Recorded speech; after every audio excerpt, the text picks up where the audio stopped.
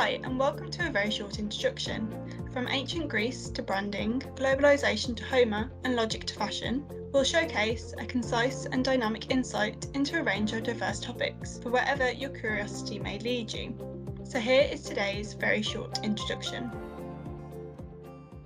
I'm Laura Marcus. I'm Goldsmiths Professor of English Literature, Fellow of New College at Oxford, and I've been working on life writing, particularly autobiography, over some years, and I'm involved in the Life Writing Centre at Woolf College, Oxford.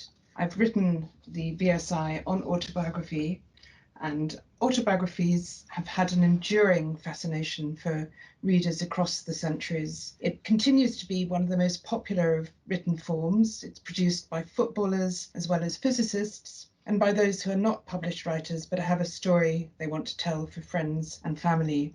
At the same time, it's central to the work of literary critics, philosophers, historians and psychologists who found in autobiographies from across the centuries not only an understanding of the ways in which lives have been lived, but the most fundamental accounts of what it means to be a self in the world.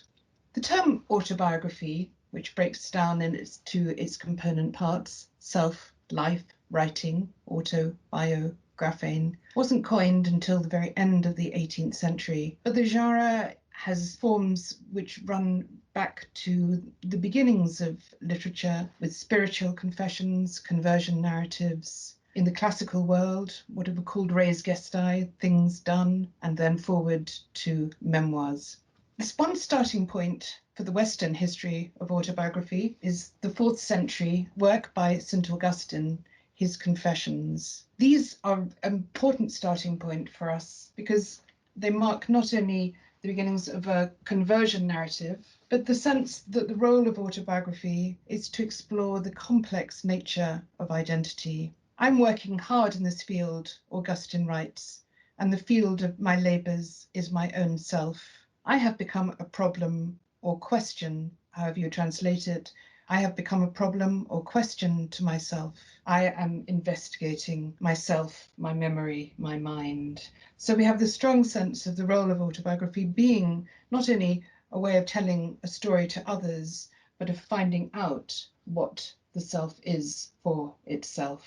Autobiography is above all the story of a life in writing. Jumping ahead now to the 18th century, we have JeanJacques Rousseau, who wrote in the part 1 of his Confessions, which was published in 1782, at the very beginning of his text, I am made unlike anyone I have ever met. I will even venture to say that I'm like no one in the whole world. So there he's asserting his uniqueness and the justification for writing his text, that he's going to show this unique self to others. So one aspect of autobiography that remains pretty much constant from the beginnings to the present is the sense of what are the motives for writing an autobiography? Why does an author or author sit down to write his or her own life? The reasons for doing so change throughout the centuries, even though the sense of an impulse and a need to justify the act remains something of a constant. So in the 19th century, we have the idea of duty, that someone has lived a unique or important or exemplary life, and that it is their duty to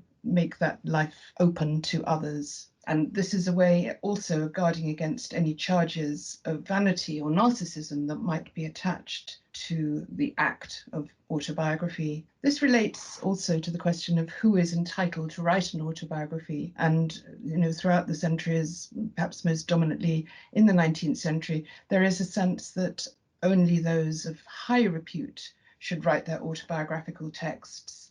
And these are very often differentiated from more popular or scandalous memoirs. So we have the autobiography memoir distinction that used to mean that autobiography would be often the idea of an exemplary life told from beginning to end, whereas a memoir might be seen as a more scandalous or gossipy form of writing. I think that distinction has very much altered in recent years, and writers today are as likely to call their autobiographical texts memoirs as they are autobiography, but I'll come back to that.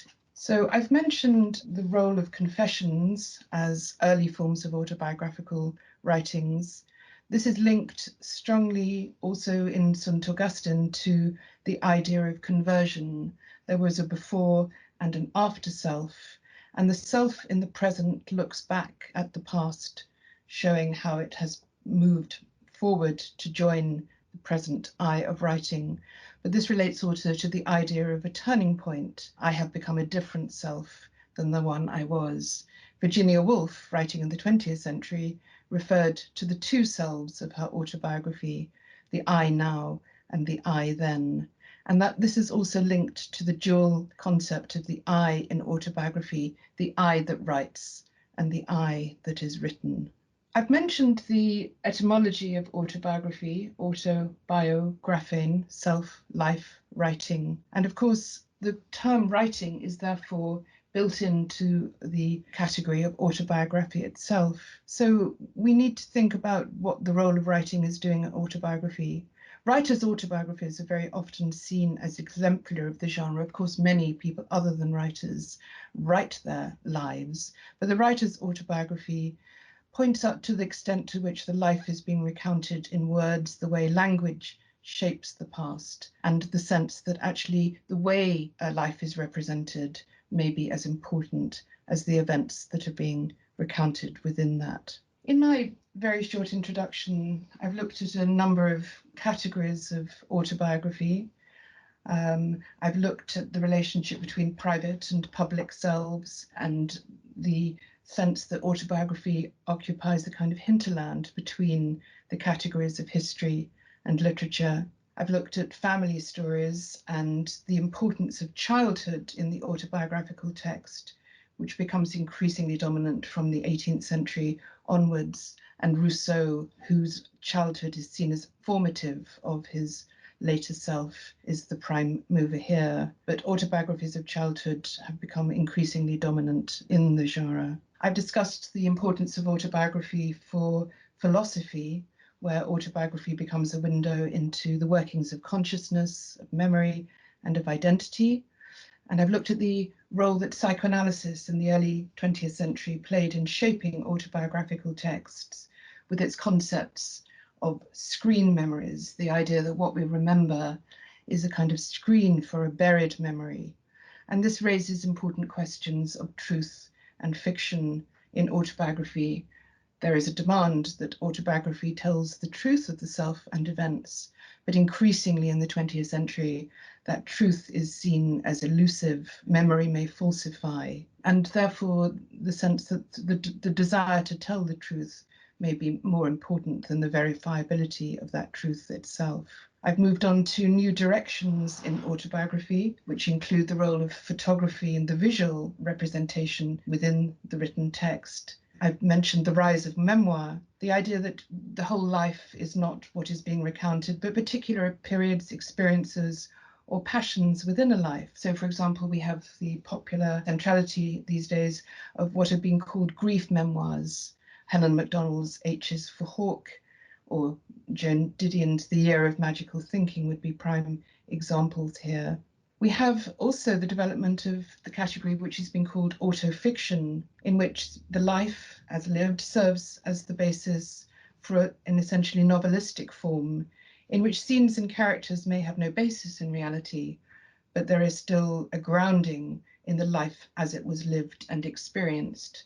And the multi-volume work of the Norwegian writer Karl Ove Knausgaard is important here, or the writings of Rachel Cusk. And we also have a category which is sometimes called ego media, which brings us into the digital age, where we have the dissemination of selves, stories, and images on social media. So one of the things that has always interested me about autobiography is its capacity to recreate itself across the centuries. The term autobiography, as I've said, is a neologism, but we have many earlier forms of that genre. But it's the new terms that are being created for it, the new ways that it is represented, still remain bounded by this sense of the life of the self as it is produced in words and as it is recaptured in memory.